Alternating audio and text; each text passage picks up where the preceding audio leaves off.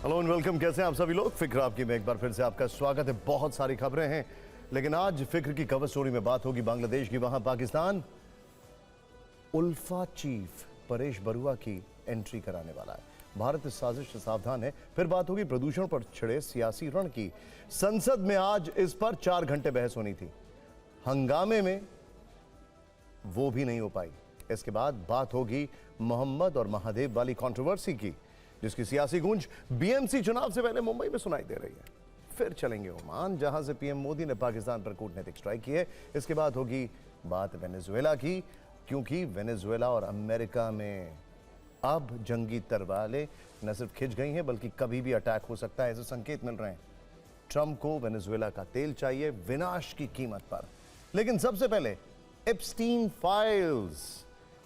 Files खुलेगी, जिसमें होने वाले पर्दाफाश से दुनिया में हड़कंप मच सकता है। यह एक टिकिंग टाइम बॉम्ब है। आज फिक्र की शुरुआत दुनिया की सबसे विस्फोटक खबर से हम करने जा रहे हैं। अब से कुछ घंटे बाद दुनिया को हिलाने वाली खबर सामने आने वाली है। अमेरिका में कल कुछ ऐसा होने वाला है जिसके पहले ही दुनिया के कई हाई प्रोफाइल लोगों की दिल की धड़कनें बढ़ी हुई हैं। अब से कुछ घंटे बाद अमेरिका की हाई प्रोफाइल कम्युनिटी के गहरे राज से पर्दा हटने वाला है, और इसमें दुनिया के कई मुल्क इंक्लूडिंग इंग्लैंड भी शामिल है, क्योंकि कई बड़े पॉलिटिशियंस, बिजनेसमैन, कई बड़े बड़े लोग, सोशलिस्ट, उन सब की इज्जत दांव पर लगी हुई है। कल ऐसा धमाका होने की उम्मीद है जिसकी गूंज पूरी दुनिया में सुनाई देगी। यह कोई फिल्मी ड्रामा नहीं, यह रियल लाइफ का एक्सपोजे है जो पूरी दुनिया को स्तब्ध कर सकता है, क्योंकि अब से कुछ घंटे बाद सार्वजनिक होगी Jeffrey Epstein files. Epstein files में बच्चों के यौन शोषण से जुड़ी अहम जानकारियां होंगी। एप्स्टीन फाइल्स में हाई प्रोफाइल लोगों के नाम हैं। एप्स्टीन फाइल से बहुत बड़े खुलासों की आशंका है। पूरी दुनिया की एप्स्टीन फाइल्स पर नजर है। कल जब ये फाइल्स खुलेगी तो भूचाल आ सकता है, बड़े बड़े नाम कंट्रोवर्सी में आ सकते हैं। आप जिसे इन तस्वीरों में देख रहे हैं, इसी का नाम है जेफरी एप्स्टीन। कहा जाता है कि इसने जेल में सुसाइड कर लिया, लेकिन जो जानते हैं, जो उस जेल में इसके साथ थे, उनका कहना है कि वो सुसाइड कर ही नहीं सकता था, ये मर्डर है। खैर, कहानी इससे पहले की है। यह इंसान अरबों का मालिक था, जिस पर आरोप है कि वो नाबालिग लड़कियों की ट्रैफिकिंग करता था। वो लड़कियों को अपने हाई प्रोफाइल क्लाइंट्स के पास भेजता था, फिर उन लड़कियों का शोषण किया जाता था। ऐसी न जाने कितनी लड़कियां हैं जिन्होंने जेफरी एप्स्टीन पर बेहद सनसनीखेज आरोप लगाए हैं, क्योंकि इसे दुनिया की सबसे विस्फोटक खबर कहा जा रहा है। कैसे एप्स्टीन फाइल से दुनिया में बड़ा बम फट सकता है, पहले जानते हैं इन फाइल्स में क्या है। नंबर 1, इन फाइल्स में 95,000 तस्वीरें हैं, लेकिन इसमें एक केवियट है, सारी तस्वीरें सामने नहीं आएंगी, सारे पेपर सामने नहीं आएंगे। इसमें जेफरी एप्स्टीन से जुड़े सभी राज हैं। एप्स्टीन के जहाज, प्लेन, गाड़ियों और पूरा ट्रैवल रिकॉर्ड है। और अगर डॉट्स कनेक्ट करेंगे तो उसमें कई बड़े बड़े लोगों के नाम शामिल हो सकते हैं। वो सभी लोग जिनसे एप्स्टीन के नजदीकी संबंध थे, वो कंपनियां, वो यूनिवर्सिटीज, वो ऑर्गेनाइजेशंस, वो बड़े बड़े कॉर्पोरेट्स जो एप्स्टीन से जुड़े थे। किसी भी कंपनी के साथ एप्स्टीन का सीक्रेट सेटलमेंट, जेफरी एप्स्टीन के बैंक रिकॉर्ड्स, अब तक की गई जांच और एप्स्टीन पर कितने केस हैं, एप्स्टीन की मौत से जुड़े सारे रिकॉर्ड, जेल रिपोर्ट, गवाह, पोस्टमार्टम और मेडिकल रिपोर्ट। कौन हाई प्रोफाइल लोग एप्स्टीन के क्लाइंट्स थे, जेफरी एप्स्टीन किन लोगों को अपीस किया करते थे, किन के पास लड़कियों को भेजा करते थे। एप्स्टीन की प्रेमिका गिस्लेन मैक्सवेल के सभी राज। यानी अब से कुछ घंटों बाद अमेरिका में एक बहुत सेंसेशनल खुलासा होने वाला है, जिससे बहुत कुछ बदल जाएगा। आपको एक और बात बता दें, ट्रंप की तस्वीरें जेफरी एप्स्टीन के साथ काफी वायरल हो रही हैं। बिल क्लिंटन का नाम भी काफी चर्चा में है। किस लिहाज से, ये फाइल्स आने के बाद पता लगेगा। और खबर तो ये भी आ रही है कि इन फाइल से डिस्ट्रैक्ट करने के लिए, डायवर्शन के लिए, कहीं ऐसा ना हो कि वेनेजुएला पर कल हमला भी हो जाए। कुछ भी हो सकता है ना, ऐसा विशेषज्ञ कह रहे हैं। और यह सब हो पाया एक अमेरिकी कानून की वजह से, जिसका नाम है एप्स्टीन फाइल्स ट्रांसपेरेंसी एक्ट। यानी जेफरी एप्स्टीन से जुड़े सारे सरकारी दस्तावेज जनता के सामने लाने का कानून। यह बिल अमेरिका की 119वीं कांग्रेस में पेश किया गया। यह वो कानून है जो अमेरिकी कांग्रेस ने पास किया और प्रेसिडेंट डोनाल्ड ट्रंप ने 19 नवंबर 2025 को इस पर साइन किए। इस कानून के मुताबिक अमेरिकी जस्टिस डिपार्टमेंट को 30 दिनों के अंदर एप्स्टीन से जुड़ी सारी अनक्लासिफाइड फाइलें सार्वजनिक करनी होंगी, जिसकी मियाद कल खत्म हो रही है। इन फाइल से कैसे हाई प्रोफाइल लोगों के दिल की धड़कनें बढ़ी हुई हैं और इन फाइल्स में अब तक किन बड़ी हस्तियों के नाम हैं, उन पर भी एक नजर डालते हैं। ध्यान से देखिए, सेंसेशनल नेम्स हैं। डोनाल्ड ट्रंप, अमेरिका के राष्ट्रपति, former president bill Clinton, Bill Gates, Prince Andrews जिनके सारे टाइटल्स हटा दिए गए, स्टीव बैनन ट्रंप के पूर्व सलाहकार, लैरी समर्स पूर्व अध्यक्ष Harvard University, Woody Allen film maker, Richard Branson businessman Virgin Atlantic के मालिक जिन्हें कहा जाता है, एलन डॉशविट्स मशहूर वकील। वैसे डोनाल्ड ट्रंप ने भले ही एप्स्टीन फाइल्स ट्रांसपेरेंसी एक्ट पर साइन किए हों और उनके आदेश के बाद ये फाइल सार्वजनिक हो रही हों, लेकिन इस वक्त ट्रंप की धड़कनें बढ़ी होंगी और उसकी वजह है एप्स्टीन से उनकी नजदीकियां। पिछले करीब 30 वर्षों से एप्स्टीन के साथ पार्टी का ट्रंप का ये वीडियो उनका पीछा नहीं छोड़ रहा है। आखिर ट्रंप एप्स्टीन को कब से जानते हैं और कैसे अब ट्रंप एप्स्टीन को राक्षस कहने लगे, फिक्र की इस रिपोर्ट में देखें। लेकिन एक और बात, अभी तक जेफरी एप्स्टीन को लेकर पत्रकारों ने जब जब ट्रंप से सवाल पूछे हैं, सीधा जवाब कभी नहीं मिला। ट्रंप का 33 साल पुराना यह वीडियो आज भी चर्चा में है। आज भी इस वीडियो का हवाला देकर डोनाल्ड ट्रंप के एप्स्टीन के साथ संबंधों पर सवाल उठाए जाते हैं। यह पार्टी 1992 में ट्रंप के मारे लागो रिजॉर्ट के क्लब में हुई थी। इसमें ट्रंप के साथ जेफरी एप्स्टीन और कई लड़कियां थीं। इस वीडियो में ट्रंप लड़कियों के साथ डांस फ्लोर पर हंसते हुए बात करते दिख रहे हैं। इसमें ट्रंप जेफरी एप्स्टीन के साथ घुल मिलकर बात करते देखे जा सकते हैं। वो लड़कियों की तरफ इशारा करते हुए एप्स्टीन के कान में कुछ कहते हैं और एप्स्टीन हंसने लगता है। बड़ी बात यह है कि कुछ महीनों पहले जब ट्रंप की इलॉन मस्क से अनबन हो गई थी, तब मस्क ने ट्रंप पर एप्स्टीन से संबंधों के आरोप लगाते हुए कहा था कि एप्स्टीन फाइल्स की जांच जरूरी है। लेकिन ट्रंप कभी भी एप्स्टीन से जुड़े सवालों पर सहज नहीं दिखे। अमेरिकी संसद से सड़क तक एक ही सवाल ट्रंप सरकार का पीछा कर रहा है कि एप्स्टीन की क्लाइंट लिस्ट कहां है। यही सवाल राष्ट्रपति ट्रंप से कैबिनेट मीटिंग के दौरान पूछा गया, तब वो नाराज हो गए। किसी पार्टी में मौजूद होना अपराध नहीं है, लेकिन जब वही पार्टी बाद में सबसे बड़े सेक्स ट्रैफिकिंग केस से जुड़ जाए तो सवाल उठते हैं। मामला चूंकि नाबालिग लड़कियों के रेप और चाइल्ड पोर्नोग्राफी से जुड़ा था, इसलिए एफबीआई ने कोर्ट को सील बंद लिफाफे में रिपोर्ट सौंपी। 1992 की पार्टी एक ऐतिहासिक तथ्य है। वीडियो मौजूद है, लेकिन उस पार्टी से ट्रंप पर कोई अपराध साबित नहीं होता। लेकिन इतना जरूर है कि एप्स्टीन फाइल्स को लेकर ट्रंप समेत कई हस्तियां अगले कई घंटों तक बेचैन जरूर रहेंगी। Bureau report, TV9 Bharatvarsh. कुछ वर्ष पहले जेफरी एप्स्टीन से अधिकारियों ने सीधे सवाल किए थे। उनसे पूछा गया कि क्या उसे कभी किसी गुनाह के लिए अपराधी ठहराया गया। उसने खुद जवाब दिया कि उस पर प्रोस्टिट्यूशन और उसमें नाबालिग बच्चों को धकेलने का आरोप लगाया गया। इसके बाद उसने अमेरिकी संविधान में 5वें संशोधन के तहत एक अभियुक्त के अधिकारों का हवाला देते हुए जवाब देने से इनकार कर दिया। एप्स्टीन के गुनाहों पर फिक्र की कुछ और जरूरी फाइल्स खोलने से पहले आपको जेफरी एप्स्टीन का ये पूरा इंटरव्यू जरूर देखना चाहिए, जिसमें वो बड़ी ही बेशर्मी से हर सवाल को टाल रहा है। इस इंटरव्यू के साथ एप्स्टीन ने माइक हटाकर इंटरव्यू छोड़ दिया। अब जब एप्स्टीन फाइल्स के सार्वजनिक होने में कुछ घंटों का समय बाकी रह गया है, तो दुनिया को कुछ सवालों के जवाब जरूर मिल सकते हैं। जेफरी एप्स्टीन के संपर्क में कौन कौन था? एप्स्टीन के प्रभावशाली नेटवर्क में किन लोगों की भूमिका थी? क्या ताकतवर लोगों को अब तक बचाया जाता रहा? घिनौने स्कैंडल का सच अब तक छुपाया क्यों गया? क्या कुछ लोगों को अब तक बचाया जाता रहा?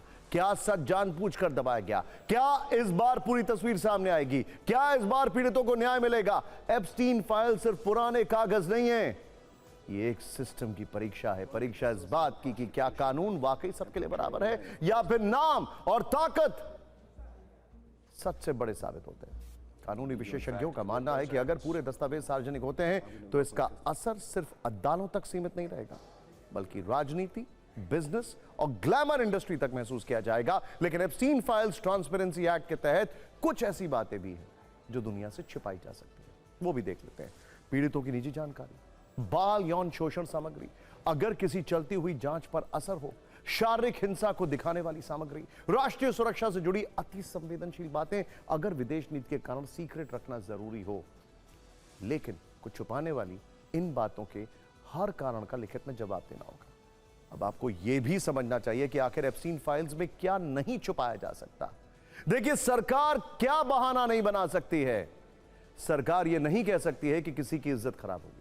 मामला राजनीतिक रूप से संवेदनशील है, इसमें कोई बड़ा अधिकारी शामिल है। मामला राजनीतिक रूप से संवेदनशील है, जो हमने आपको बताया। किसी विदेशी नेता या अधिकारी से संबंध खराब होंगे। एप्स्टीन फाइल्स में सब कुछ जारी होने के बाद 15 दिन के अंदर डिपार्टमेंट ऑफ जस्टिस को, कांग्रेस को बताना होगा कि आखिर क्या क्या जारी किया गया, क्या क्या रोका और क्यों।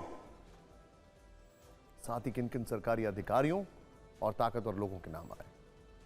एप्स्टीन फाइल्स अमेरिका की राजनीति में कई वर्षों से ट्रेंड कर रही है। लोग लंबे समय से एप्स्टीन की आलीशान जिंदगी, यौन शोषण और तस्करी के आरोपों, डोनाल्ड ट्रंप और पूर्व राष्ट्रपति बिल क्लिंटन समेत मशहूर हस्तियों और विदेशी नेताओं से उसके संबंधों को लेकर काफी ज्यादा उत्सुक हैं।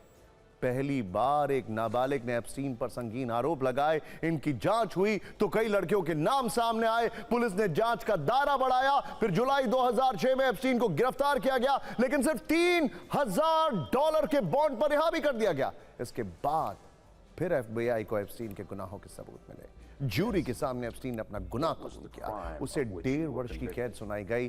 सजा काटने के बाद भी एप्स्टीन नहीं सुधरा। वर्ष 2019 में FBI ने फिर से एप्स्टीन के खिलाफ केस दर्ज हुआ। वो एक बार फिर जेल गया और जेल में ही उसकी रहस्यमय मौत हो गई। इसके बाद एप्स्टीन केस कई बार उछला। अब आखिरकार एप्स्टीन फाइल्स के सार्वजनिक होने का काउंटडाउन शुरू हो गया है। ऐसे में दुनिया भर की नामचीन हस्तियों में एक खौफ है, एक डर है, एक सन्नाटा। अमेरिका से अब आपको बांग्लादेश लेकर चलते हैं। भारत की सुरक्षा के मद्देनजर ढाका में इस समय पाकिस्तान जो कुछ भी करवा रहा है वो फिक्र बढ़ाने वाला है। वाया बांग्लादेश भारत विरोधी ISI की 3 साजिशों वाला यह नया चैप्टर आप ध्यान से देखें।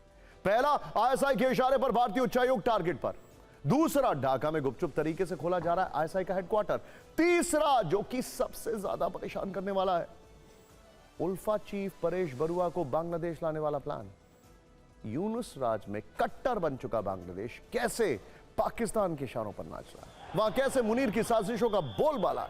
बांग्लादेश कैसे नया पाकिस्तान बनता जा रहा है और भारत को पाकिस्तान के साथ साथ अब बांग्लादेश के रास्ते कैसे आतंक वाला खतरा है। पाकिस्तानी साजिशों के इस नए चैप्टर में इसका राज छिपा है। हम एक एक करके ये चैप्टर खोलेंगे और पाकिस्तान की चालों को बेनकाब करते चलेंगे। बांग्लादेश से सबसे पहले खबर भारतीय उच्चायोग से जुड़ी हुई है। आप बिना देर किए तस्वीरें देखिए। यूनुस ने पाकिस्तान के करीब जाने के लिए भारत के साथ संबंधों को बर्बाद कर दिया है। वो भारत जिसने बांग्लादेश को पाकिस्तान की क्रूरता से आजादी दिलाई, उसी भारत के एहसानों को भूलकर मोहम्मद यूनुस आज पाकिस्तान की कठपुतली बन गए। भारत विरोधी एजेंडा चलाने लगे। ये है सबूत। बांग्लादेश में कट्टरपंथियों को यूनुस ने कैसे खुली छूट दी है, उसका सबूत सामने है आपके। ढाका में कट्टरपंथियों ने भारत विरोधी मार्च निकाला, जबरन भारतीय उच्चायोग में घुसने की कोशिश की। कट्टरपंथियों ने भारत विरोधी नारे लगाए। भारतीय उच्चायोग पर हमले का प्रयास हुआ। पुलिस ने बैरिकेडिंग कर मार्च को रोकने का प्रयास किया तो कट्टरपंथियों ने बैरिकेडिंग को तोड़ने का काम किया। कट्टरपंथियों ने भारतीय उच्चायोग बंद कराने की धमकी दी है। आप ये हंगामा देखकर समझ सकते हैं कि मोहम्मद यूनुस के बांग्लादेश में भारत विरोधी तत्व खुलेआम सक्रिय हो गए। वो अब भारतीय मिशन को भी टारगेट करने से नहीं डर रहे हैं। इस बीच भारत ने ढाका में अपने उच्चायोग की सुरक्षा स्थिति पर गहरी चिंता जताई है। भारतीय विदेश मंत्रालय ने दिल्ली में मौजूद बांग्लादेश के उच्चायुक्त रियाज हमीदुल्लाह को तलब करके नाराजगी जताई है और कहा है कि भारत बांग्लादेश की अंतरिम सरकार से उम्मीद करता है कि वो अपने राजनयिक दायित्व के अनुसार बांग्लादेश में भारतीय मिशन और वहां चौकियों की सुरक्षा सुनिश्चित करे। सवाल यह कि क्या यूनुस को यह कूटनीतिक भाषा समझ में आएगी? क्योंकि उन्हें तो कूटनीतिक संबंधों से ज्यादा पाकिस्तान के साथ कट्टर संबंध पसंद हैं। इसी वजह से ढाका में भारत विरोधी नारे और बयानों का शोर सुनाई दे रहा है। और हमारे पास खुफिया एजेंसियों से यह भी जानकारी है कि भारतीय उच्चायोग पर हमले की एक कोशिश आईएसआई के इशारे पर हुई। आईएसआई, पाकिस्तान बांग्लादेश नेक्सस को बेनकाब करने वाली इससे जुड़ी नई जानकारी। इस भारत विरोधी मार्च के पीछे जुलाई ओक्या नाम के कट्टरपंथी संगठन का हाथ है। जुलाई ओक्या कट्टरपंथी संगठन पर आईएसआई की कृपा और फंडिंग। हमने आपको इसी शो में 2 दिन पहले दिखाया था कि हसनत अब्दुल्ला ने कैसे पूर्वोत्तर को तोड़ने की धमकी दी। Hasnat Abdullah national citizen party का नेता है। अगस्त में उसी के नेशनल सिटीजन पार्टी के प्रतिनिधिमंडल ने पाकिस्तान के विदेश मंत्री इशाक डार से मुलाकात की थी। आईएसआई के इशारे पर 28 फरवरी 2025 को नेशनल सिटीजन पार्टी लॉन्च हुई थी। इस पर्दाफाश के बाद भी यूनुस अगर ये कहेंगे कि ऐसे प्रोटेस्ट की प्लानिंग के बारे में उन्हें जानकारी नहीं थी या फिर ढाका में भारत विरोधी पाकिस्तानी तत्व मौजूद नहीं है, तो निश्चित ही यूनुस झूठ बोल रहे हैं और ऐसा करके वो अपने मुल्क की बर्बादी भी लिख रहे हैं। यूनुस को ये नारे, ये बयानबाजी, ये प्रदर्शन आंखें खोलकर देख लेना और सुन लेना चाहिए।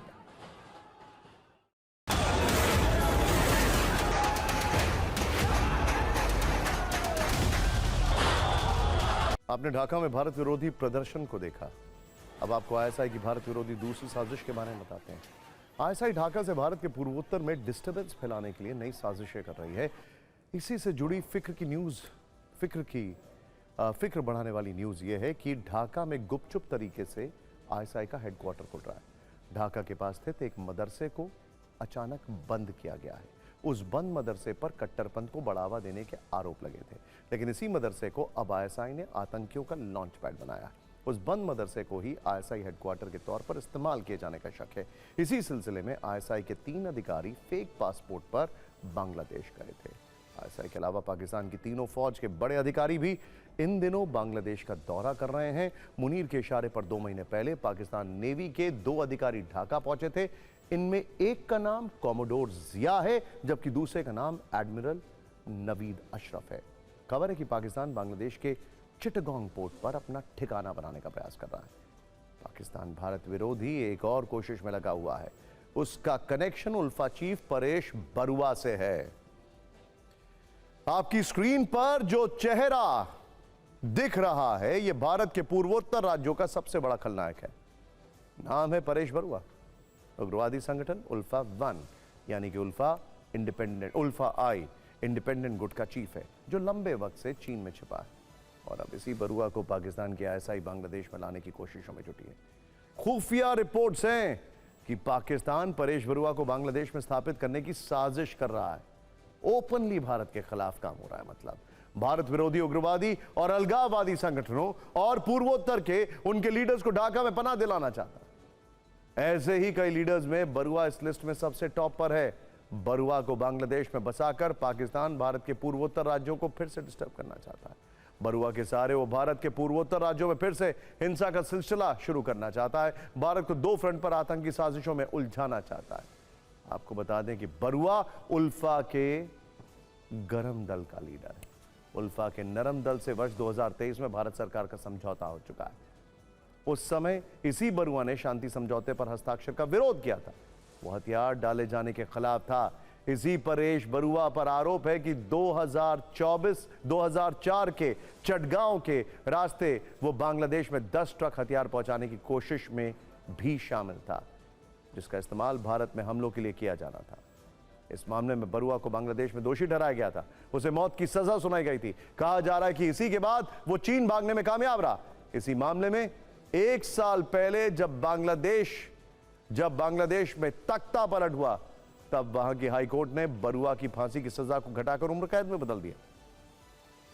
इसी बरुआ पर 1979 से लेकर कई वर्षों तक भारत के पूर्वोत्तर राज्यों में बड़े हमले कराने का केस है। अब पूर्वोत्तर को फिर दहलाने के लिए पाकिस्तान ने बरुआ से हाथ मिलाया। और जानकारी यह भी है कि अगले वर्ष फरवरी में होने वाले बांग्लादेश के चुनाव में पाकिस्तान कट्टरपंथी संगठन जमात इस्लामी को जिताना चाहता है, जिसके बाद जमात और बरुआ के साथ मिलकर भारत के खिलाफ नई साजिशों की नींव डालना चाहता है। बांग्लादेश में भारत विरोधी साजिशें की जा रही हैं। इस पर दिल्ली में चिंता बढ़ गई है। भारत बांग्लादेश संबंधों के भविष्य को लेकर विदेश मामलों की स्थायी संसदीय समिति ने आज इस मामले में एक रिपोर्ट लोकसभा में पेश की है। शशि थरूर की अध्यक्षता वाली समिति की इस रिपोर्ट में कुल 33 अहम टिप्पणियां और सिफारिशें की गई हैं। इसमें बांग्लादेश में लोकतंत्र बहाली, सुरक्षा, अल्पसंख्यक वर्ग का संरक्षण, सीमा प्रबंधन, व्यापार, कनेक्टिविटी और सांस्कृतिक रिश्ते जैसे मुद्दों पर विस्तार से रिपोर्ट दी गई। लेकिन सबसे अधिक महत्वपूर्ण बात यह है कि इस समिति ने बांग्लादेश में अल्पसंख्यक समुदाय पर हमलों, धार्मिक स्थलों को नुकसान और हिंसा की घटनाओं को गंभीर बताया। विदेश मंत्रालय से इस कूटनीतिक प्राथमिकता बनाए रखने और बांग्लादेश सरकार पर त्वरित व प्रभावी कार्रवाई के लिए दबाव बनाने की सिफारिश भी की गई है। इसके अलावा बांग्लादेशी मीडिया और डिजिटल प्लेटफॉर्म्स पर भारत विरोधी दुष्प्रचार को चुनौती बताते हुए स्ट्रैटेजिक कम्युनिकेशन यूनिट बनाने की सिफारिश की गई है ताकि गलत सूचनाओं का प्रभावी जवाब दिया जा सके।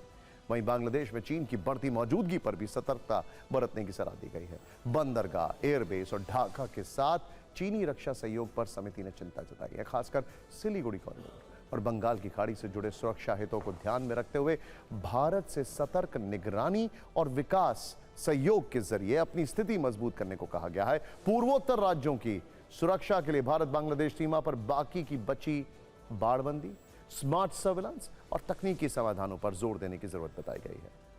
पूर्वोत्तर भारत में आतंकवाद और घुसपैठ रोकने के लिए खुफिया साझेदारी मजबूत करने की सिफारिश भी की गई है। तो आप समझ सकते हैं कि बांग्लादेश का मसला कितना गंभीर है और वहां की हर गतिविधि पर भारत की नजर है। खैर, बात पाकिस्तान की हो रही है तो अब आपको पाकिस्तान की इंटरनेशनल फजीहत से जुड़ी एक बड़ी इंटरेस्टिंग खबर बताते हैं।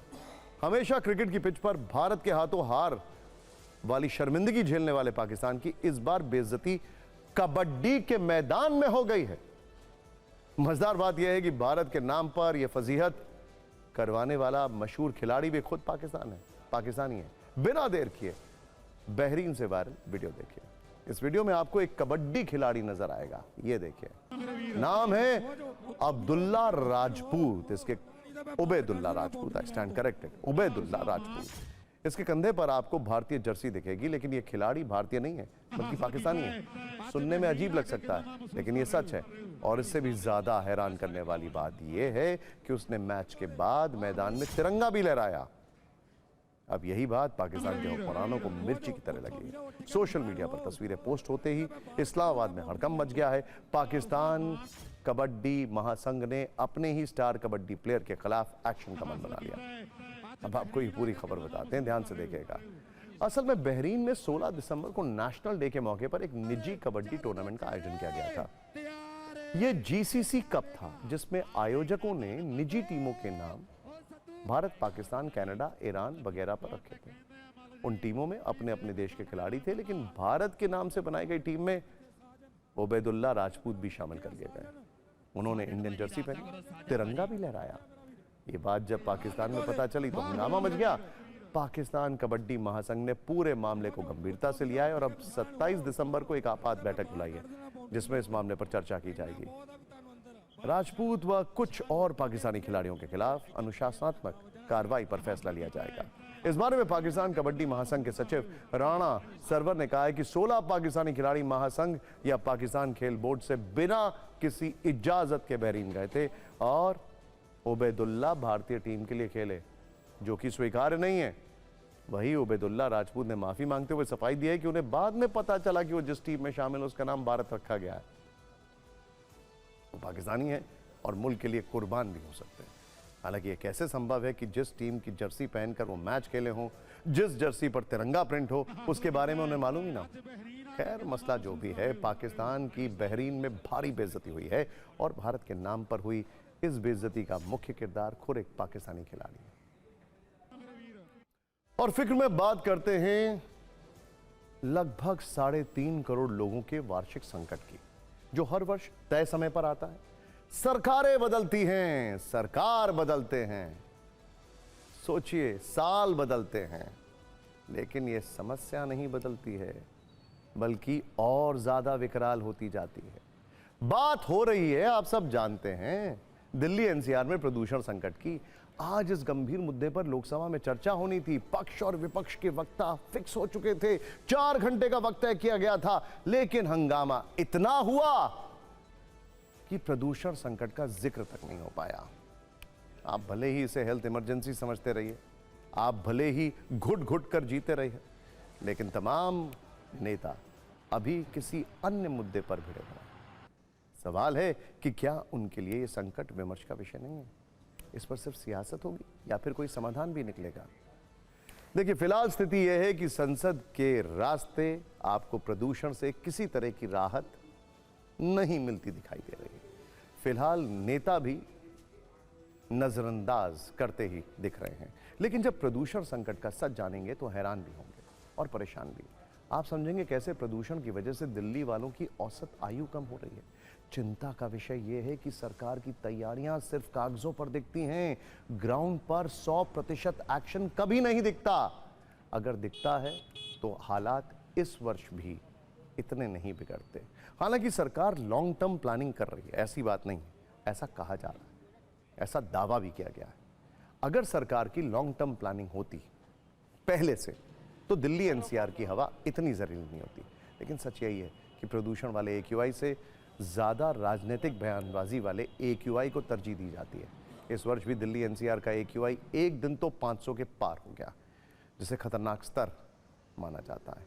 हालात बिगड़ने के बाद सरकार ने कार्रवाई की। प्रदूषण से निपटने के लिए ग्रैप 4 लागू किया गया, कई सख्त नियम लगाए गए। दिल्ली में सिर्फ BS6 इंजन वाली गाड़ियों को एंट्री मिल रही है। इस फैसले से दिल्ली में बाहर से रोजाना आने जाने वाली 12 लाख गाड़ियों पर असर पड़ा है। इतना ही नहीं, दिल्ली में no pollution under control certificate, no fuel नियम भी लागू है। लेकिन पेट्रोल पंप कर्मचारियों को यह मालूम ही नहीं है कि नियम लागू कैसे होगा।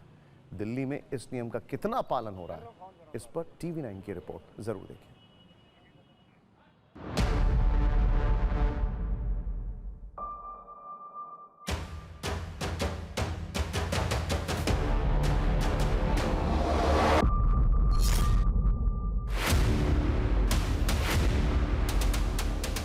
इस वक्त मौजूद हैं इस दिल्ली के एक पेट्रोल पंप पर, और यहाँ पर किस तरह की व्यवस्था है, जो संचालक है, क्या नाम है सर आपका? अनुज यादव सर। अनुज जी, आपको पता है नया नियम की बिना सर्टिफिकेट के पोल्यूशन के पेट्रोल डीजल नहीं देना है? नहीं सर, हमें पता लगा, हम हर गाड़ी से पूछ के डाला, जिनमें प्रदूषण है उनको हम CNG नहीं दे रहे हैं। देखिए, मैं आपको दिखा रहा हूँ, इनका CNG वैलिडिटी भी देख लीजिए, सारा इनका है। आपको पता है तेल देने से पहले क्या करना है?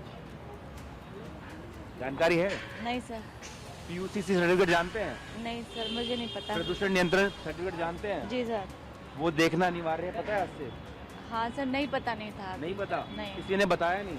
अभी नहीं बताया सर किसी ने। इस वक्त हम यहाँ पे दिल्ली गेट के पास एक पेट्रोल पंप पर मौजूद है, जहाँ देख सकते हैं कि दिल्ली सरकार के आदेश को बाकायदा यहाँ पे चिपकाया गया है और उसमें साफ लिखा गया है कि जिनके पास PUC सर्टिफिकेट नहीं होगा उन्हें पेट्रोल नहीं दिया जाएगा। हम तो सर पालन नहीं कर रहे हैं सर, हमें ये नोटिस लगा है, सारे कस्टमर जितने भी आ रहे हैं उनको बोल रहे हैं कि आज से पोल्यूशन अनिवार्य हो गया है। जिस तरह से दिल्ली सरकार ने आदेश दिया है कि जिन लोगों के पास PUC सर्टिफिकेट नहीं होगा उन्हें पेट्रोल नहीं दिया जाएगा, क्या इसी वजह से आज आप यहाँ पे PUC सर्टिफिकेट लेने आए हैं? जी सर, PUC सर्टिफिकेट लेने आए हैं। तमाम बॉर्डर्स पे राउंड द क्लॉक हमारे स्टाफ का डिप्लॉयमेंट है।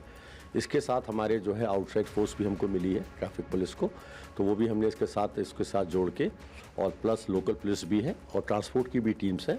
तो हम लोग कंबाइंड एफर्ट करते हुए तमाम बॉर्डर्स पे हमारी चेकिंग चल रही है। देखिए, अभी तक टोटल पिछले 24 घंटे में हमने करीब 2743 PUCC के चालान काटे हैं। और इस वक्त मैं चिल्ला बॉर्डर पर हूँ, नोएडा के, और आप देख सकते हैं नोएडा से दिल्ली जाने वाले जो लोग हैं उनको देखिए कि ट्रैफिक पुलिस जो है वो किस तरह से रोक कर चेकिंग कर रही है। आपकी गाड़ी कौन सी BS6 के नीचे का?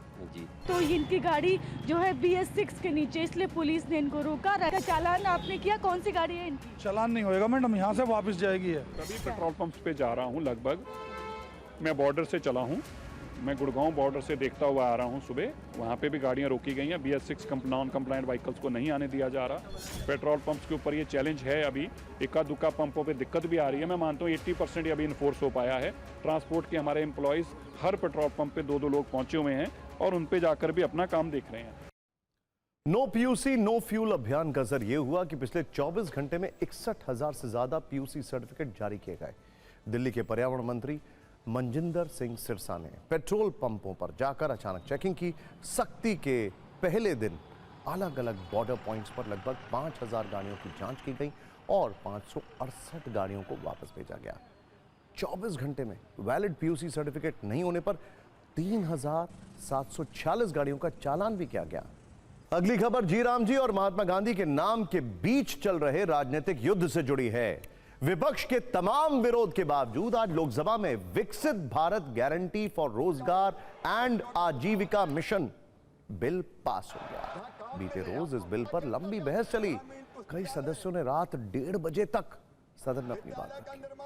आज सुबह लोकसभा में इस बिल पर फिर से बहस हुई। इस दौरान जब कृषि मंत्री शिवराज सिंह चौहान ने जवाब देना शुरू किया तो विपक्षी सांसदों ने हंगामा करते हुए बिल की कॉपी फाड़ दी। इस बिल के विरोध में विपक्षी सदस्यों की दो बड़ी मांग थी। पहली मांग ये कि बिल से राष्ट्रपिता महात्मा गांधी का नाम ना हटाया जाए। दूसरी मांग ये थी कि इसे स्टैंडिंग कमेटी के पास भेजा जाए, लेकिन सरकार ने इन दोनों मांगों को मानने से इनकार कर दिया। आखिर में कृषि मंत्री शिवराज सिंह चौहान ने चर्चा का जवाब दिया। इसके बाद बिल पास हो गया, लेकिन इस चर्चा में शिवराज सिंह चौहान ने विपक्ष पर तीखे और धारदार राजनीतिक हमले किए। उन्होंने कहा कि गांधी जी के नाम पर रोने वाले विपक्ष को याद रखना चाहिए कि गांधी जी ने यह कहा था कि कांग्रेस को भंग कर देना चाहिए। बापूजी के आदर्शों की हत्या कांग्रेस ने उसी दिन कर दी जिस दिन इस देश का बंटवारा स्वीकार किया गया।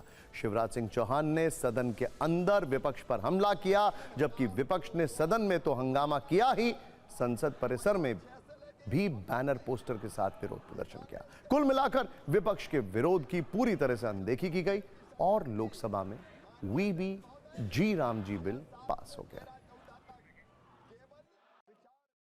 जनता को भी माननीय अध्यक्ष गांधी जी ने कहा था, माननीय अध्यक्ष महोदय, 1948 में कि आजादी प्राप्त हो गई, कांग्रेस का काम पूरा हो गया, अब कांग्रेस भंग कर देनी चाहिए। जिस दिन देश का बंटवारा स्वीकार किया उस दिन बापू के आदर्शों की हत्या हो गई।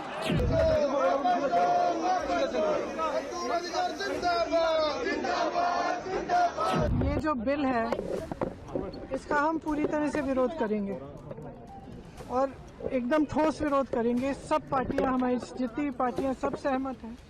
इस बिल से मनरेगा खत्म होने जा रहा है। जिस तरीके से चेयर को आज अपमानित किया गया, जिस तरीके से कागज फाड़े गए, उसको हवा में उड़ाया गया, तो ये कतई परंपरा के अनुसार नहीं है और इसको कतई स्वीकार नहीं किया जाएगा। लेकिन जैसा अमर्यादित आचरण का प्रदर्शन हुआ, कागज फाड़ के उछाले गए, आसंदी के सामने टेबलों पे चढ़ गए, क्या ये बापू जी के आदर्शों की हत्या नहीं है? मैं आगाह करना चाहता हूं सरकार को कि जैसे आपने तीनों किसानों के काले कानून को वापस लिया, ऐसे ही इस बिल को भी वापस आपको लेना पड़ेगा। देश भर में इसको लेकर आंदोलन होगा। वैसे इस मामले में ममता बनर्जी ने महात्मा गांधी के प्रति सम्मान दिखाने के लिए पश्चिम बंगाल में चल रही एक योजना कर्मश्री का नाम महात्मा गांधी के नाम पर करने का ऐलान किया है। उन्होंने केंद्र सरकार पर हमला करते हुए यह भी कहा कि मनरेगा से महात्मा गांधी का नाम हटाने से शर्मिंदा। We have started Karmosri project. Now Gandhiji name is not there. I am really sorry. I am same. I am feeling same. Father of the nation. Narega program in the name of Gandhiji. Now the bill came. Gandhiji's name won't be there. We are forgetting even father of the nation. So we have started this scheme, Karmosri. This scheme's name will be changed, Mahatmaji schemes. If you don't give respect to Mahatmaji, we will give respect. We know how to give respect to Mahatmaji. अब political file में आज का वो viral video जिसकी चर्चा संसद से लेकर सियासी कॉरिडोर में खूब हो रही है। लोकसभा के अंदर मुस्कुराकर शिकायत करती हुई कांग्रेस सांसद प्रियंका गांधी और उनके सवालों का उसी तरह मुस्कुराकर जवाब देते हुए केंद्रीय मंत्री नितिन गडकरी। राजनीति में ऐसी तस्वीरें देखने को कम ही मिलती हैं। खैर इस सवाल जवाब के बाद क्या हुआ ये देखिए।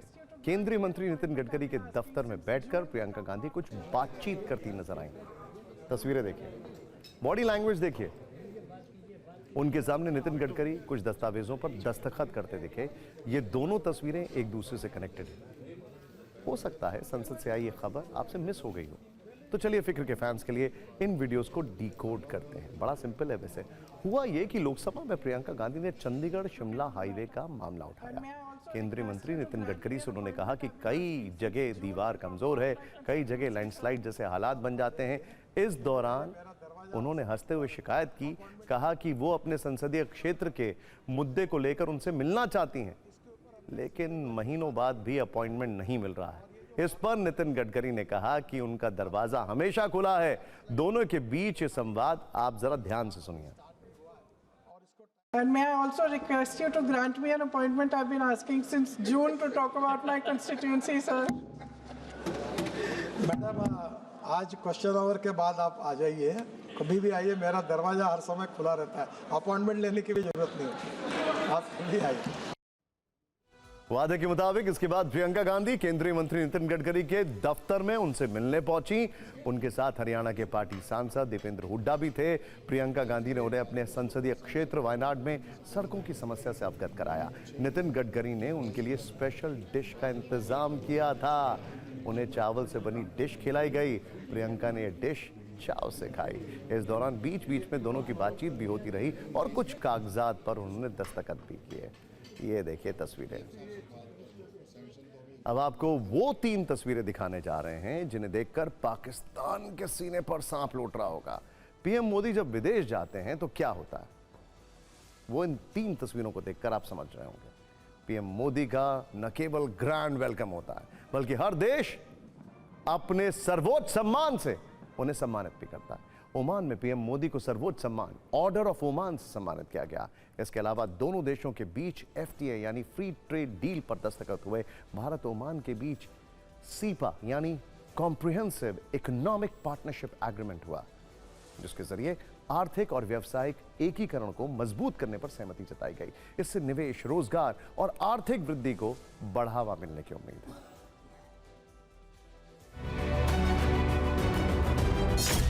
मुस्लिम देश ओमान से आई ये तस्वीरें पाकिस्तान को परेशान कर रही होंगी।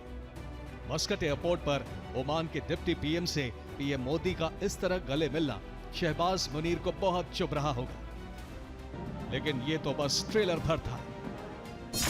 इसके आगे भी पीएम मोदी जहां जहां गए वहां उनका भव्य स्वागत हुआ, जिसके लिए पाकिस्तान के हुक्मरान अक्सर तरसते रहते हैं।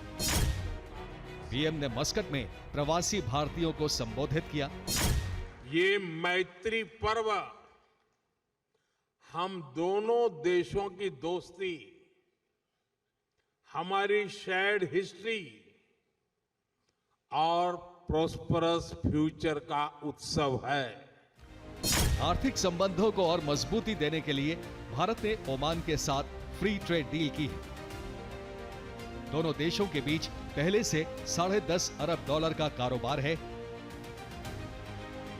ओमान से भारत पेट्रोलियम और यूरिया के अलावा पेट कोक, जिप्सम, केमिकल, लोहा और एल्यूमिनियम आयात करता है। वहीं ओमान भारत से केमिकल, बहुमूल्य धातुएं, अनाज, चाय, कॉफी, मसाले और कपड़े समेत कई चीजें आयात करता है। जाहिर है फ्री ट्रेड डील के बाद दोनों देशों का व्यापार नई ऊंचाइयों पर पहुंचने वाला है। उन्होंने भारत ओमान बिजनेस समिट को भी संबोधित किया। पीएम मोदी के विजन को वहां के कारोबारी बड़े ध्यान से सुन और समझ रहे थे। हम मिलकर Indian Oman agri innovation hub बना सकते हैं। इससे ओमान की फूड सिक्योरिटी को मजबूती मिलेगी और भारत के एग्री टेक को ग्लोबल मार्केट तक पहुंचाने में मदद मिलेगी। जाहिर है एक मुस्लिम देश के साथ इस तरह की दोस्ती और आर्थिक सहयोग पाकिस्तान को रास नहीं आ रहा है। वहां लोगों को बहुत मिर्ची लग रही है। वहां की मीडिया में इस पर डिबेट हो रही है। और अब एक बहुत जरूरी खबर। समय के साथ सभ्यताएं नष्ट हो जाती हैं, राजवंश खत्म हो जाते हैं, लेकिन सृजन कभी नहीं मरता। कला सदैव जीवित रहती है। आज उसी सृजन के एक महान साधक, प्रख्यात मूर्तिकार रामवी सुतार हमारे बीच नहीं रहे। हो सकता है कि बहुत से लोग उनके नाम से परिचित ना हो, पर उनकी कला से लगभग हर भारतीय जुड़ा है। गुजरात में नर्मदा के तट पर जो सरदार पटेल की विराट प्रतिमा एकता का प्रतीक बनकर खड़ी है, संसद भवन के सामने ध्यान में बैठे महात्मा गांधी जी की जो मूर्ति है और अंडमान में वीर सावरकर की जो प्रतिमा है, इन सब कृतियों के पीछे एक ही कलाकार की साधना है, वो हैं राम वी सुतार। आज 100 वर्ष की उम्र में उनका निधन हो गया। उनकी बनाई प्रतिमाओं में केवल पत्थर या धातु नहीं होती थी, बल्कि उनमें भारत की परंपरा और वीरता बसती। चंबल नदी के तट पर 45 फीट ऊंची चंबल देवी की प्रतिमा, अमृतसर का वॉर मेमोरियल, दादर में 350 फीट ऊंची डॉक्टर भीमराव अंबेडकर की प्रतिमा, या फिर पुणे की 100 फीट ऊंची छत्रपति शिवाजी महाराज की मूर्ति। भारत का हर कोना राम सुतार की कला का साक्षी है। उनके हाथों ने न जाने कितनी शिलाओं में प्राण संचार किया है, न जाने कितने पत्थरों में वो धड़कन छोड़ गए। जब कभी संसद परिसर में कोई गांधी के सामने शीश झुकाएगा, जब कभी नर्मदा के तट पर कोई सरदार पटेल की भव्यता को देखेगा, तो उसे राम वी सुतार की झलक भी जरूर दिखाई देगी।